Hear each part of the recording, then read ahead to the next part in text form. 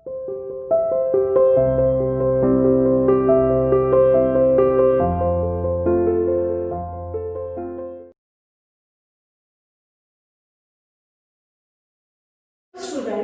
do you see our international school online classes? Students, how are you?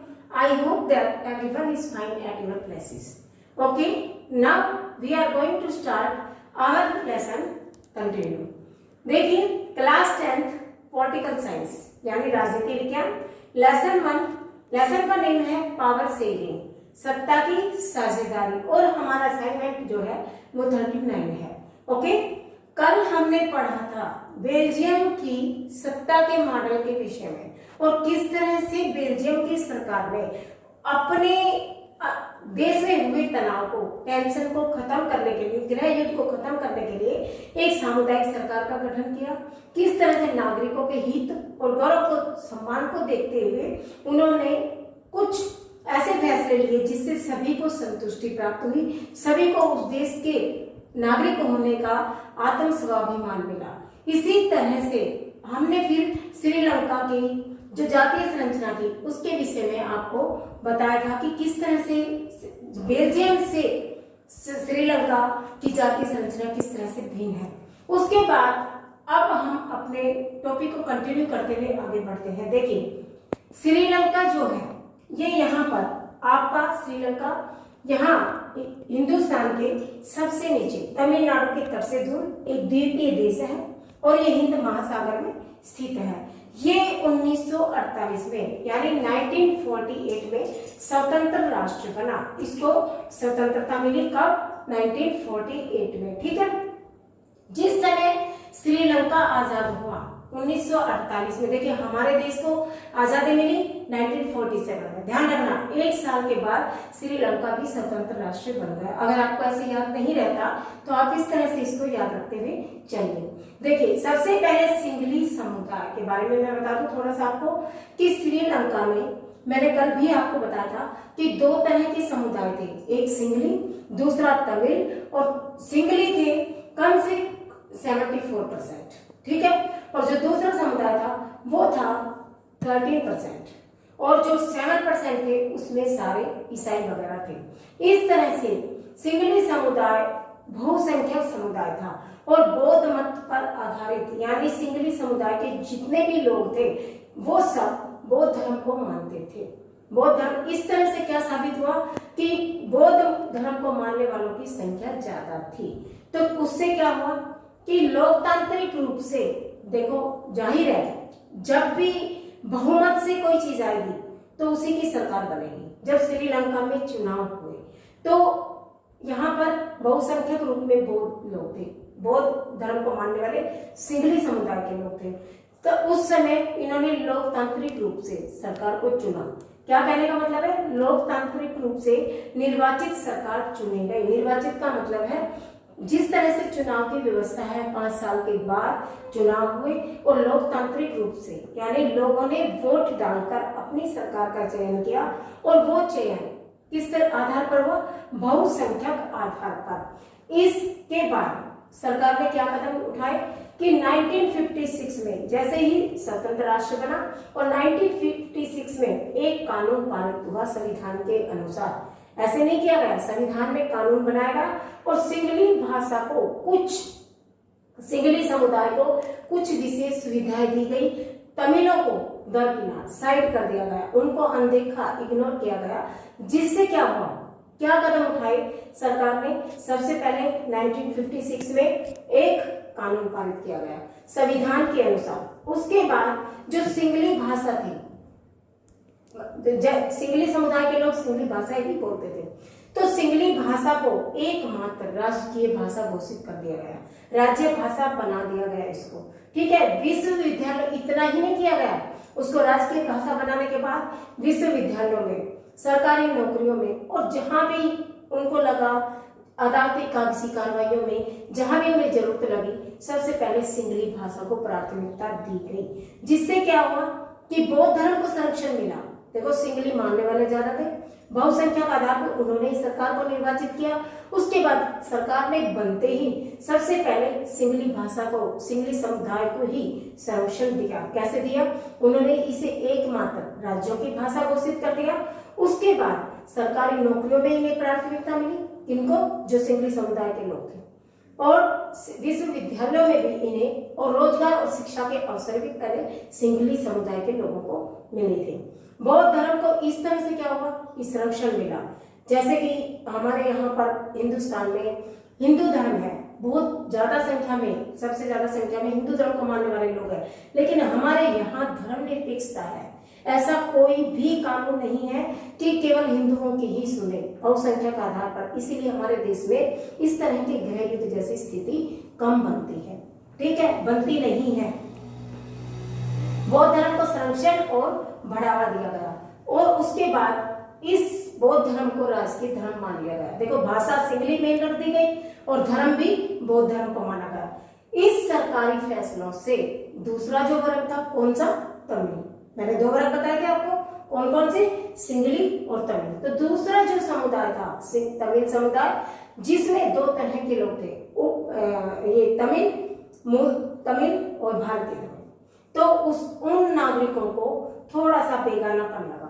उन्हें लगा कि सरकार ने हमारे दरकिनार कर दिया है, हमारी भावनाओं को ठेस पहुंचाई है, हमारे गौरव का सम्मान नहीं किया है। इस तरह से उनके अंदर जब अलगावपन की भावना, ये क्वेश्चन भी आता है कई बार कि तमिलों में अलगावपन की भावना क्यों प्रदर्शित हुई, क्यों उन्हें ऐसा लगा कि उन्हें एक देश के नागरिकों जैसा सम्मान नहीं मिल रहा है। तो उसके कारण यही थे कि बौद्ध धर्म को अधिक संरक्षण दिया जाना, सिंगली भाषा को मेन प्राथमिकता देना, जिसके कारण क्या हुआ कि तमिलों को एक अलग बेगानेपन का एहसास हुआ। तमिलों ने फिर क्या किया, और सबसे बड़ी नोटिस करने वाली क्या बात थी, जितनी भी सारी राजनीतिक पार्टियां थी जो बड़े लेवल पर थी, उन सभी में जितने भी नेता थे वो सब सिंगली भाषा के नेतृत्व करने वाले थे। सब उन्हीं को रखकर लिए गए थे। सारी राजनीतिक पार्टियां तमिलों की भाषा और संस्कृति को लेकर अनदेखा कर रही थी। उसके बाद तमिलों को क्या लगने लगा कि जितने भी नेता हैं ये भी हमारी सुनवाई नहीं कर रहे हैं, हमारी जो समस्या है उनके प्रति असंवेदनशील है, यानी उन्हें उनकी भावनाओं से कोई तात्पर्य नहीं है।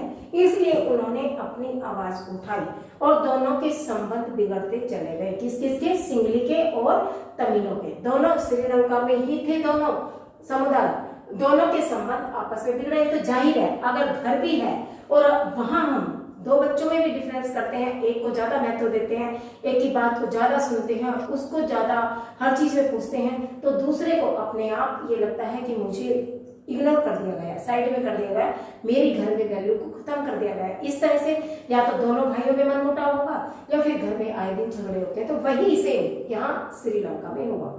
तमिलों में और सिंगली समुदाय में धीरे धीरे संबंध बिगड़ने लगे और देखो गृह युद्ध की स्थिति बनी नहीं, गृह युद्ध हुआ। ध्यान रखना आपने, बेल्जियम में सरकार ने सामुदायिक सरकार का गठन करके उस विषय को टाल दिया, लेकिन यहाँ पर गृह युद्ध हुआ और बड़ी राजनीतिक पार्टियों में कोई भी तमिल नेता नहीं थे कि तमिल अपनी बात किससे कहे। इस तरह से धीरे धीरे करके उनमें इतना ज्यादा संघर्ष बढ़ गया कि गृह युद्ध होना निश्चित हो गया था। उसके बाद उन्होंने ये दिखाया, सरकार को बताया कि उन्हें हर जगह से वंचित किया गया है, भाषा के मामले में, धर्म के मामले में, सरकारी नौकरियों के मामले में, रोजगार के मामले में, राजनीतिक अधिकारों के मामले में वो सब तरह से पीछे हो गए हैं, वंचित हो गए हैं और सरकार भी उनके प्रति संवेदनशील नहीं है, सरकार भी कोई उचित कदम नहीं उठा रही है। इस तरह से ये कहा गया कि बहुसंख्यकवाद के आधार पर श्रीलंका में फैसला लिया गया था, नवनिर्वाचित सरकार बनाई गई थी, जो कि एक सही मेथड नहीं था। बहुसंख्यकवाद मैंने आपको कल भी बताया था, परसों भी बताया था, लेकिन जब जब आएगा मैं आपको बताती जाऊंगी, क्योंकि इससे आपको ये रिमेम्बर हो जाएगा। देखिए, बहुसंख्यकवाद का कहना ये होता है कि बहुसंख्यकवाद के आधार पर ही किसी देश में शासन किया जा सकता है, चाहे इसके लिए अल्पसंख्यकों के जो भी अधिकार है, जो भी उनकी हित है, उनको हम अनदेखा करके आगे बढ़ जाए, ऐसा माना जाता है और ऐसा होता है। क्योंकि श्रीलंका में भी ऐसा हुआ, जहां भी हम मतों के आधार पर चयन करेंगे तो बहुमतों के आधार पर ही सरकार बनेगी, तो बहुसंख्यक की चलेगी, अल्पसंख्यक तो फिर पीछे ही रह जाएगी। आप कहीं का भी उदाहरण ले लो, ऐसा अक्सर होता आया है। श्रीलंका का उदाहरण आप बहुसंख्यक आधार पर रख सकते हैं और क्वेश्चन आता है कि श्रीलंका में बहुसंख्यकवाद पर बनी सरकार किस तरह से एक मील का पत्थर साबित हुई, यानी कि किस तरह से वो एक अच्छी सरकार नहीं मानी गई, कठिन साबित हुई। तो आप बता सकते हैं कि दोनों दलों के बीच, दोनों समुदाय के बीच किस तरह से आपसी संघर्ष हुए, किस तरह एक समुदाय को अधिक महत्व दिया गया और एक को महत्वहीन बना दिया गया। तो दोनों समुदायों को किस तरह से अधिकारों से, एक को अधिकार से परिपूर्ण कर दिया गया और दूसरे को अधिकारों से वंचित किया गया। इस तरह से ये आपका ये श्रीलंका में सिंगली समुदाय की कुछ विशेष महत्वपूर्ण बातें थी जो आपकी क्लियर हुई। उसके बाद अब हम आते हैं कि सिंगली समुदाय में जब तमिलों का संघर्ष हुआ तो क्या आपस में लोगों ने किया? नहीं। कभी भी जब भी संघर्ष होता है तो राजनीतिक दल बनते हैं। तमिलों का संघर्ष, तमिलों ने किस तरह से संघर्ष किया? उन्होंने राजनीतिक दल बनाए, आंदोलन हुए। इसमें स्त्री और पुरुषों ने, सभी ने, क्योंकि सभी के अधिकारों को लेकर ये लड़ाई शुरू हुई थी 1980 में। आप 1980 के दशक में ये लिख सकते हैं कि तमिलों का संघर्ष शुरू हुआ, राजनीतिक दल बनाए गए, अनेक तरह से आंदोलन हुए, अनेक तरह से लोगों ने जुलूस रैलियां निकालकर अपनी मांगों को मनवाने की कोशिश की। तो तमिलों की क्या मुख्य मांगे थी? जिस तरह से श्रीलंका की अधिक प्रभुत्व दिया गया था सिंगली समुदाय को, उसी तरह से तमिलों ने भी अपनी सबसे पहले डिमांड क्या रखी कि तमिल को राजभाषा बनाया जाए। अगर सिंगली को राजभाषा बनाए तो तमिल को भी राजभाषा बनाया जाए। सेम मांग रख दी उन्होंने सिंगली जैसी। उसके बाद क्षेत्रीय स्वायत्तता, उनको अपने क्षेत्र में स्वायत्तता का मतलब स्वतंत्रता दी जाए कि वो अच्छी तरह से रोजगार प्राप्त कर सके, अच्छी तरह से विश्वविद्यालयों में आए जाए, नौकरियां कर सके। इस तरह से उनको क्षेत्रीय आधार पर स्वायत्तता, स्वतंत्रता, आजादी प्राप्त हो। हर तरह से उन्होंने अपने लिए यहाँ मकसद हासिल करने के लिए अपनी मांगों को रखा। उसके पश्चात शिक्षा तथा रोजगार में समानता, जिस तरह से सिंगलियों को शिक्षा अधिक अच्छी थी उनको, क्योंकि सिंगली भाषा को जो प्राथमिकता दी गई, बौद्ध धर्म को संरक्षण दिया गया, तो इसका मतलब प्रभुत्व किसका हो गया था? सिंगलियों का। तो उन्होंने बिल्कुल उसकी तरह क्या चाहा कि शिक्षा तथा रोजगार में भी उन्हें समानता प्राप्त हो। ये 3 मांगे हैं किनकी? तमिलों की। कौन कौन सी? तमिल को राजभाषा बनाया जाए, क्षेत्रीय स्वायत्तता प्रदान की जाए, शिक्षा तथा रोजगार में उन्हें समानता प्राप्त हो। 3 नंबर के क्वेश्चंस में, 3 नंबर के मार्क्स में ये क्वेश्चन बहुत बार आता है, इसलिए इसको याद कर लेना है अभी। उसके पश्चात अब हम एक मोटे तौर पर कंक्लूजन पे आते हैं कि दोनों सरकारों में क्या अंतर था। कहाँ की? बेल्जियम की और श्रीलंका की। दोनों देशों में की सरकारों में क्या अंतर था? तो देखिए, जो बेल्जियम की सरकार थी वो संघवाद के सिद्धांत पर आधारित थी। संघवाद का मतलब है जिस देश में संघीय स्तर पर, 2 स्तर पर या 3 स्तर पर, यानी कहने का तात्पर्य क्या है, एक से ज्यादा स्तर पर, एक से ज्यादा लेवल पर सरकारें काम करती हो। जैसे हमारे भारत में, यहाँ पर भी हमारे यहाँ संघीय व्यवस्था, कैसे केंद्र सरकार है, राज्य सरकार है, स्थानीय सरकार है। इसी तरह से बेल्जियम में भी 3 सरकारों की स्थापना हुई। केंद्र सरकार थी, फिर राज्य सरकार थी, फिर तीसरी कौन सी बना दी गई थी? स्थानीय सरकार। तो ये संघीय व्यवस्था कहलाए। और श्रीलंका में केवल एकात्मक सिद्धांत था, एकात्मक सरकार का सिद्धांत था कि एक ही तरह की सरकार होगी। इसीलिए तो एक ही समुदाय के पक्ष में फैसला लिया गया, क्योंकि वर्चस्व उसी समुदाय का था। तो ये दोनों में मेन मुख्य अंतर था। ध्यान रखना क्या कि बेल्जियम में संघीय व्यवस्था थी, श्रीलंका में एकात्मक। उसके बाद हम आते दूसरे क्षेत्रीय अंतरों पर। क्षेत्रीय अंतरों, सांस्कृतिक विविधताओं के अस्तित्व को मान्यता दी गई। बेल्जियम के नेताओं ने माना कि हाँ, वास्तव में क्षेत्र में अंतर है, भाषाओं में अंतर है और यहाँ की सांस्कृतिक मान्यताओं में भी अंतर है, तो उसको हमें एक लेवल पर लाना पड़ेगा, समानता लानी ही होगी। इसके लिए उन्होंने तीसरी सरकार का गठन किया था, जिसे भाषा, संस्कृति और शिक्षा संबंधी मामले दिए गए थे। लेकिन श्रीलंका के नेताओं ने नहीं माना किस लिए नहीं माना? क्योंकि तमिलों का एक भी नेता बड़े किसी पार्टी में शामिल नहीं था। ये बड़ी जितनी सिंगली पार्टी थी और सिंगली में सिंगलियों का ही नेता होते थे, इसलिए उन्होंने अपने ही बात को रखा, वो तमिलों को साइड में कर दिया गया। तीसरा, इसका जो विभिन्न समुदायों की भावना और रुचियों का सम्मान नहीं किया गया था श्रीलंका में।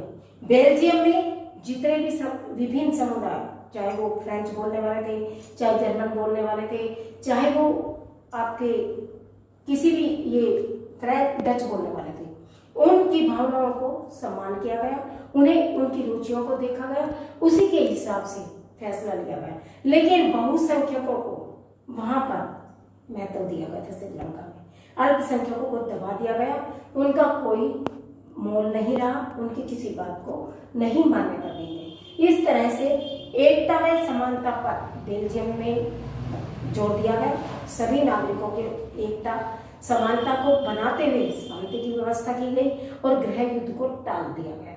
लेकिन श्रीलंका में केवल बहुसंख्यकवाद को बढ़ावा दिया गया, अल्पसंख्यकों को दबाया गया, उनके हितों को अनदेखा किया गया, जिसके परिणाम स्वरूप गृह युद्ध हुआ। ठीक है, इस तरह से आज का हमारा टॉपिक कि श्रीलंका में क्या क्या परेशानियां आई लोगों को, दो तमिल और सिंगली लोगों को, सरकार ने किसको अधिक महत्व दिया, किसको अधिक महत्व नहीं दिया, उसको क्या क्या सुविधाएं दी सिंगलियों को और तमिलों को कौन सी सुविधाओं से वंचित रखा गया। फिर बेल्जियम और श्रीलंका की सरकारों में क्या अंतर था और संघर्ष किस तरह से हुए और तमिलों की क्या मांगे थी। ठीक है, सारे जितने भी टॉपिक मैंने करवाए हैं आपको रिवाइज करना है, याद करना है, क्योंकि आपका डेली का वर्क इतना ही जाएगा। आपका बहुत लॉस हो रहा है, प्लीज बात को समझिए और हमारे साथ कोऑपरेट करके याद करने की कोशिश कीजिए, क्योंकि इसी में आपका फायदा है। स्कूल के ऊपर आधारित मत रहिए, ना जाने गवर्नमेंट कब स्कूल खोलेगी, तो इतने हम हाथ पे हाथ रखकर नहीं बैठ सकते हैं। अपने एजुकेशन को तो हमें चलाना ही है। ठीक है, हमें धीरे धीरे जो काम दिया जाता है उसको पढ़ना है और याद करना है। आज के लिए इतना ही काफी है, कल इससे आगे के टॉपिक पर प्रकाश डालेंगे। ठीक है, okay, thank you very much.